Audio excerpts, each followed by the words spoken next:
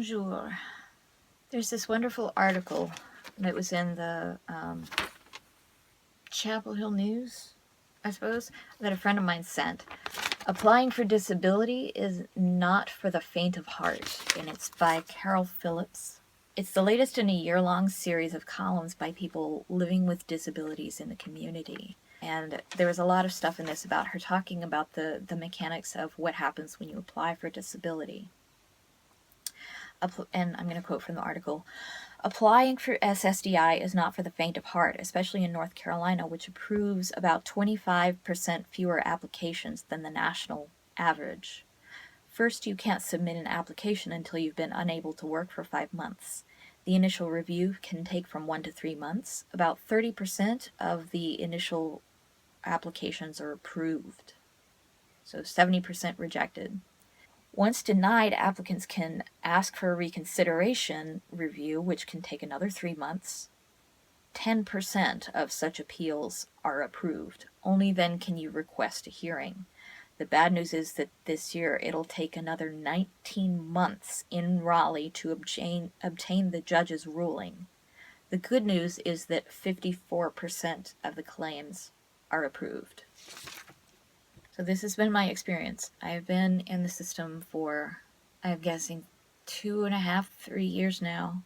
My community support team helped me apply, and of course I was initially turned down, and I appealed, and then was turned down again, and appealed, and then I had a 1.5 year long wait for a hearing date. During that time, I retained a disability lawyer. That disability lawyer had a life crisis and was no longer able to engage with me on my case, and I had to drop that lawyer and find another one, and that was a heartbreaking process and very invalidating and traumatic for me, trying to find someone who would take my case. And finally, I arrived at the Disability Advocates Group, and Kimberly Engler, and she really helped me out through this, and I had a lot of my mental health people come with me to my hearing, which took place on August 23rd, and at that time I was told it would take 2 months for the judge to deliberate and then hand down his decision. So this has been a multi-year process, during which I've lost my home, I've sold off most of my possessions, I have become homeless, and experienced a number of other tragedies, the death of my companion animal, and struggled to survive. I've gotten on food stamps. I've applied for housing and been put into the queue, but housing is subsidized housing, and if I don't have any income, then I can't qualify. I also can't qualify for Medicaid, and this is because I have more than the maximum level of money in the bank, but that is all of the money that I have to live on for the rest of my life. And if the judgment comes back from the hearing and it's not favorable, I can appeal it, and my advocate has said that she will stay with me through the appeals process, but I don't know how long that will take. So the money that I have is what I'm trying to survive on. It's a daily traumatic experience to know that this living situation is not something that I can count on, that at any given moment some new disaster can happen. I hope all the time that my car doesn't break because I can't afford a new one. I hope all the time that something drastic doesn't break here because I can't afford to fix this. I mean, this RV is permanently broke down. There's no way that there can be enough money to make it move again. It's just going to be stuck here. And there are a lot of things about it that are broken and jury-rigged and just really sort of done as well as I possibly can.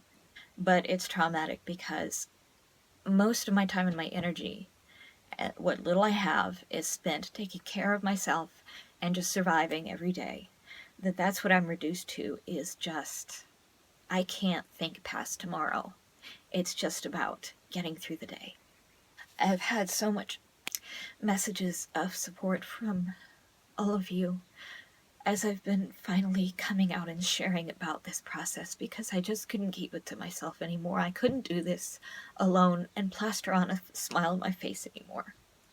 So I've started sharing these things, and it's been very scary for me because I know in the past when I've shared these things, people have taken advantage of me, and sometimes I've even been the target of violence and assault and abuse because of my situation. So it's been very hard opening up and talking about these things and giving these reality checks about what it's really like for me, what I've really been struggling with.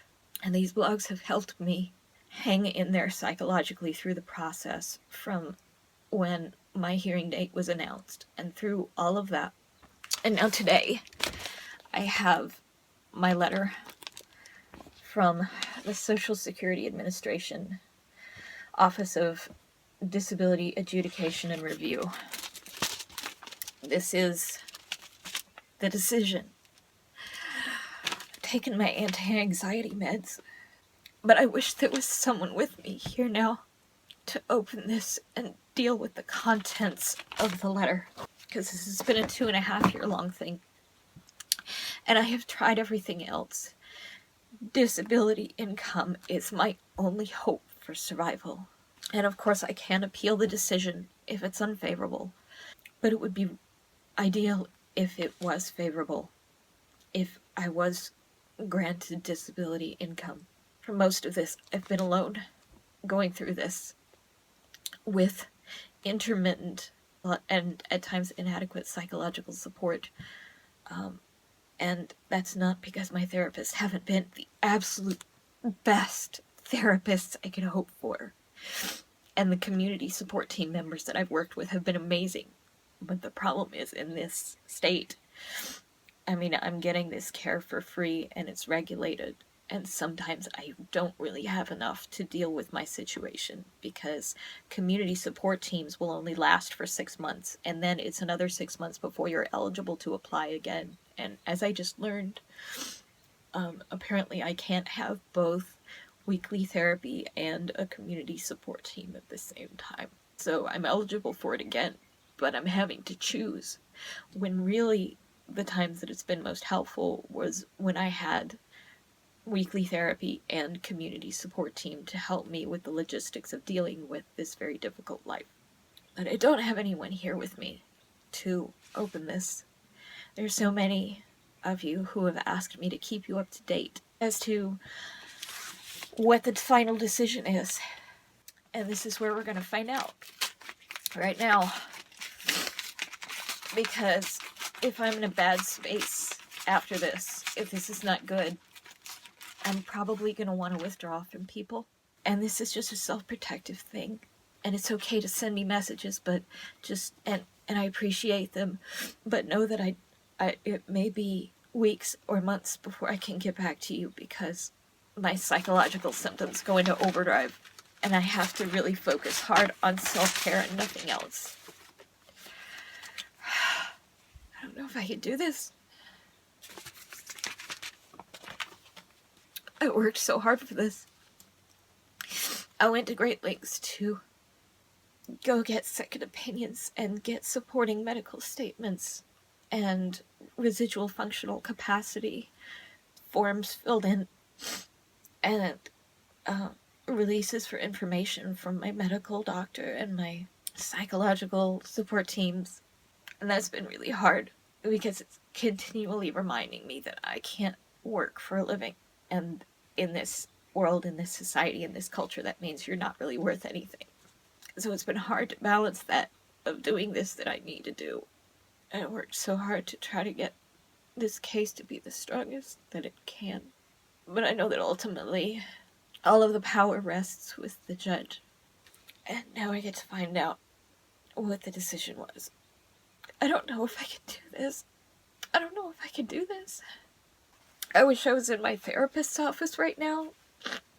She's helped me deal with other distressing things that I've gotten, like when my food benefits were threatened. She helped me, sat with me while I called and tried to get clarification and understand what I was receiving from the Food and Nutrition Services.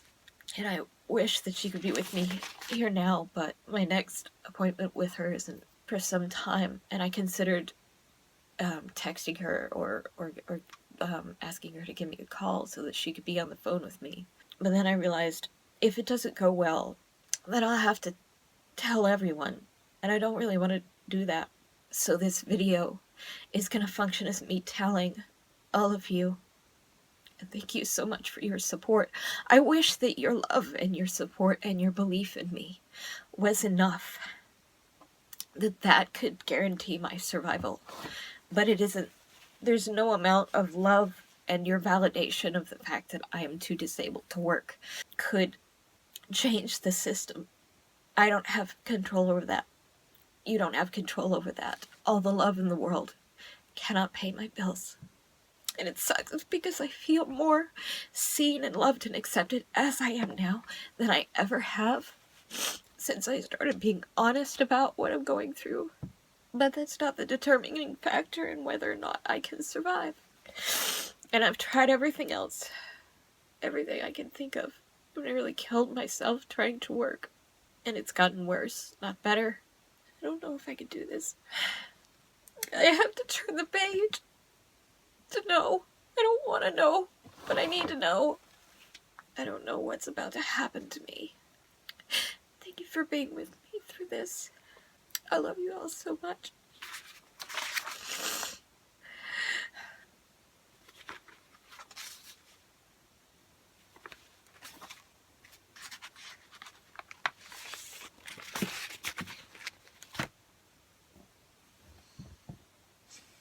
It was a long letter talking about all of the testimony and documents that had been put in and highlighting apparent contradictions throughout this period that I've been disabled, and giving very little weight to claims of difficulty and lots of weight to any time I did anything successfully, or giving minimal weight to the therapists who were there to testify on my behalf, and also to the vocational expert who indicated that there are no jobs that I could do.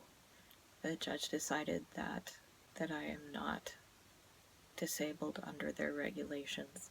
I felt just enormous helplessness and despair reading through these things, as they wanted notes through my entire time of 2.5 years of therapy. My symptoms are so unpredictable. It was an unfavorable decision, and I need to contact my advocate to file for an appeal.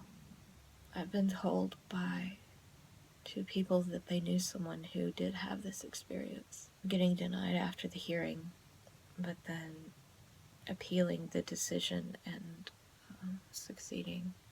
I haven't heard of any accounts of people who appealed and then were denied again, but it could be that such people are just lost, living on the street, or dead. How do you prove a negative? How do I prove that I can't do something? I have tried to do it, and I have failed. But it seems like they want to use any slightest hint to prove that I can do something, and using things that people won't pay me for. Things that I can do that don't equate employment. I can do one thing one time occasionally. That's not substantial gainful employment. I can't support myself financially. If I could, would I be going through this mess? If there was any easier option? This is not the easier option. If I could work, I'd be doing it. But I can't. I hate this. This is very painful. This whole time has been so painful. And now it's up to 11. I can't deal with this. What am I supposed to do?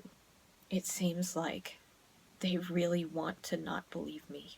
And it's not even like I would be making that much money on disability. What is the point of having Social Security disability when it's this broken? People who handed down this judgment don't have to live with the results. Because it's just another case. And the default is to assume, and I'm lying, the default is to assume that I just haven't tried hard enough. And not just with judges, but with everybody. What am I supposed to do to prove this? Just never leave my bed. They were pointing out that because I could take care of myself, perform activities to take care of myself, that I'm not disabled. Taking care of myself takes all of my energy, and sometimes I'm not that great at it. That is my full-time work, is taking care of myself. But nobody's going to pay me for that. I need to call my advocate.